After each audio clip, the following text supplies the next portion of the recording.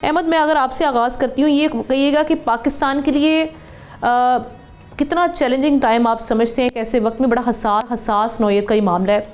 इसी हवाले से हम देख रहे थे कि हमारे अंदर से ही आवाज़ें उठ रही थी कि जी उस तरीके से पार्लियामान में डिस्कशन नहीं हुई पीस बोर्ड का हिस्सा बनते हुए, और ये पीस बोर्ड को लेके बहुत सी अनसर्टेनिटी है, बहुत से सवालात हैं कि क्या जो इसके अहदाफ मुकर्रर किए गए हैं वो संजीदा भी हैं, और इसमें इंटेंट को देखना भी बेहद ज़रूरी है एक ऐसे वक्त में जब नेतन्याहू के साथ हम जानते हैं सदर ट्रंप के जो ताल्लुकात हैं और किस तरीके से इसराइल को बैक हासिल है अमरीका की।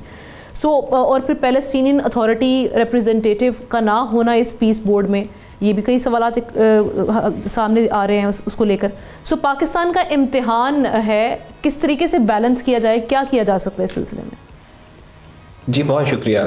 देखें, टू स्टार्ट विद ये जो पार्लियामेंट से मंजूरी वाली सारी बात थी, कॉन्स्टिट्यूशनली आपको फॉरेन पॉलिसी के अंदर इस तरह के जो मैनूवर्स होते हैं और इस तरह की चेंजिंग जियोपॉलिटिकल एनवायरनमेंट में इट गोज विदाउट सेइंग कि कॉन्स्टिट्यूशनली अलाउड होता है इलेक्टेड गवर्नमेंट को कि वो पाकिस्तान के हक में वो डिसीजंस जो कि लॉन्ग लास्टिंग है, जिन पे क्लैरिटी है, बाकायदा बहुत अरसे से चलते चले आ रहे हैं, पाकिस्तान का स्टांस उनके ऊपर क्लियर है, तो उस पर वो डिसीजन और एक्शन ले सकते हैं। क्योंकि चेंजिंग जियोपॉलिटिकल एनवायरनमेंट के अंदर आपकी विंडो ऑफ अपॉर्चुनिटी बहुत थोड़ी सी होती है जिसमें आपसे मैक्सिमम इम्पैक्ट गेन करना होता है।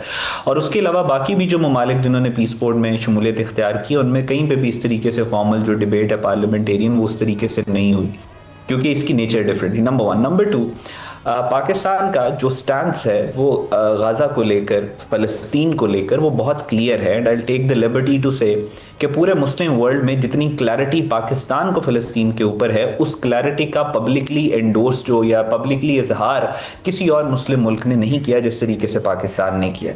हमने बाकायदा तौर पर बताया कि हम फ़लस्तीन के साथ कहाँ पे खड़े हैं, फ़लस्तीनियों का हक क्या है और हमारे इंटरेस्ट में क्या है कि हम फ़लस्तीनियों को क्या हक जो है वो दिलवाएं। हमने क्लियरली ये बात नरेट की है कि जो हम पाकिस्तान इसराइल को रिकग्नाइज नहीं करता, हम इसको एक स्टेट भी रिकग्नाइज नहीं करते, हम इसको एक टेररिस्ट एंटिटी के तौर पे देखते हैं। हमने क्लियरली बताया कि हमारी हमास को लेके क्या रेड लाइन है कि हम किसी भी तरह की डी वेपनाइजेशन, वो foreign minister, deputy prime minister की स्टेटमेंट बाकायदा तौर के ऊपर मौजूद है।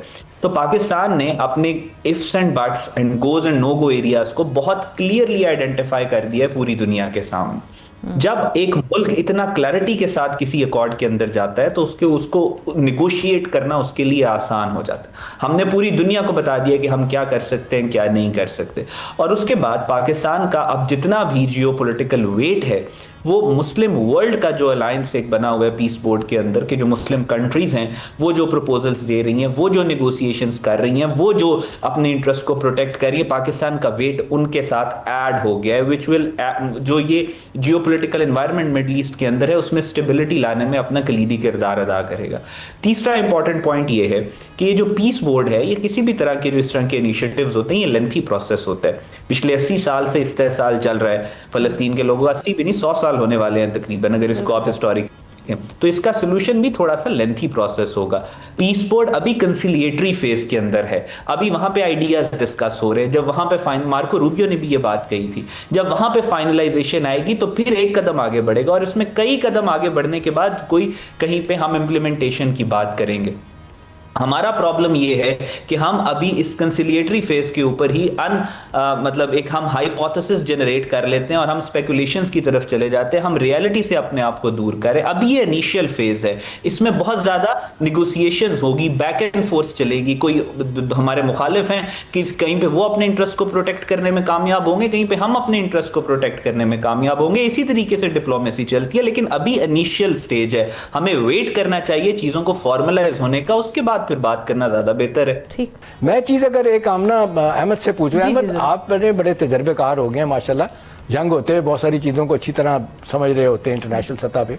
अभी हमारी मुश्किलात तो अपनी जगह पे हैं, लेकिन एक जो अब जॉइंट स्टैंड पाकिस्तान का और 8 ममालिक है, आपके ख्याल में कितना ये मौसर होगा, कितना प्रेसिडेंट ट्रंप को ये मजबूर कर सकता है डायरेक्टली इनडायरेक्टली? वैसे तो वो कोई बात नहीं सुनते कि ये काम ना लिया जाए मुसलमान मुल्कों से कि अपने ट्रुप्स भेजें और डिसआर्म करें हमास को, ना भी करें तो वो डायरेक्ट कन्फ्रंटेशन तो उनकी हो जाएगी उनके साथ। जी क्विकली। जी बहुत शुक्रिया शाम साहब। देखिए, मुझे जहाँ तक मेरी अंडरस्टैंडिंग है वो ये है कि अमेरिका और इसराइल के दरमियान में अगर आप रिसेंटली पिछले 1-1.5 साल 2 साल में देखें तो बहुत सारी चीज़ें चेंज हुई हैं। अमेरिका ने जैसे ईरान के ऊपर, इसराइल का क्लियर स्टैंड था कि हम अमेरिका को इन्वॉल्व करना चाहेंगे कि वो ईरान की जंग के अंदर इन्वॉल्व हो। अब से 10 साल पहले वाला अमेरिका होता, कब का ट्रूप्स ऑन ग्राउंड उतार चुका होता। डोनाल्ड ट्रंप ने इसको रेजिस्ट किया टू द एक्सटेंट के मार्को रूबियो और जेडी वेंस को अपने बिल्कुल साथ बिठा के उन्होंने कहा कि will hit Iran where it hurts the most, but boots on ground it's not an option.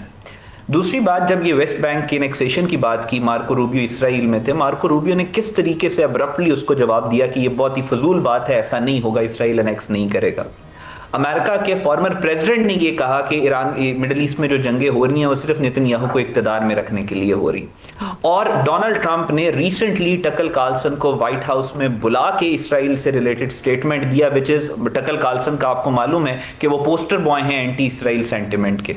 तो इस वक्त अमेरिका को के अंदर एक बड़ी ग्रोइंग अंडरस्टैंडिंग है कि इसराइल जो इनका स्ट्रेटेजिक पार्टनर रहा है, that has become a strategic liability और एक पैरासाइट बन चुका है। और अगर अमेरिका से जान ना छुड़वाई तो अमेरिका की फ्रेगमेंटेशन घर के अंदर हो जाएगी। There is a discourse available in America कि अगर इसराइल को हम फंड करते रहे तो फाइनेंशियली अमेरिका की हालत ऐसी हो जाएगी कि अमेरिका में सिविल वॉर हो जाए। और राइजिंग जो एंटी इसराइल सेंटिमेंट है अमेरिका के अंदर उसको लेके, सो आई थिंक अमेरिका को एक इक्वेशन चाहिए मिडिल ईस्ट में अपनी रिस्पॉन्सिबिलिटी और अपनी एंगेजमेंट्स को कम करने के लिए। उसके इंटरेस्ट में है कि वो मिडिल ईस्ट में एक ऐसी अहमद, एक और चीज बताइएगा कि ये किस हद तक आपको रिपोर्ट सही लग रही है, जो रिपोर्ट बाहर से भी आ रही है कि प्रेसिडेंट ट्रंप वो रीजनल और ग्लोबल डिप्लोमेसी में पाकिस्तान का कोई रोल देख रहे हैं? आप समझते हैं कि ये सिर्फ ईरान के कॉन्टेक्स्ट में है या कोई ओवरऑल मिडिल ईस्ट के कॉन्टेक्स्ट में भी बात हो रही है?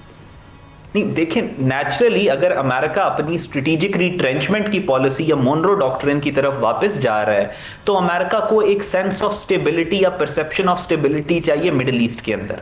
उस सेंस ऑफ स्टेबिलिटी के अंदर अमेरिका के इंटरेस्ट डायरेक्टली कन्वर्ज कर रहे हैं पाकिस्तान के इंटरेस्ट के साथ, क्योंकि पाकिस्तान का भी इंटरेस्ट यही है कि मिडिल ईस्ट के अंदर जो है स्टेबिलिटी आए। इसराइल का इंटरेस्ट नहीं है मिडिल ईस्ट में स्टेबिलिटी आए, इंडिया का इंटरेस्ट नहीं है मिडिल ईस्ट में स्टेबिलिटी है। There is only one country इस रीजन के अंदर जिसका इंटरेस्ट है मिडिल ईस्ट में स्टेबिलिटी है टू सम एक्सटेंट। सो ये दोनों जो कन्वर्ज कर रहे हैं पाकिस्तान के और अमेरिका के इंटरेस्ट, इसी वजह से आप इनकी रीअलाइनमेंट देख रहे हैं। सब्सक्राइब करें और बेल दबाएं ताकि कोई खबर रह न जाए।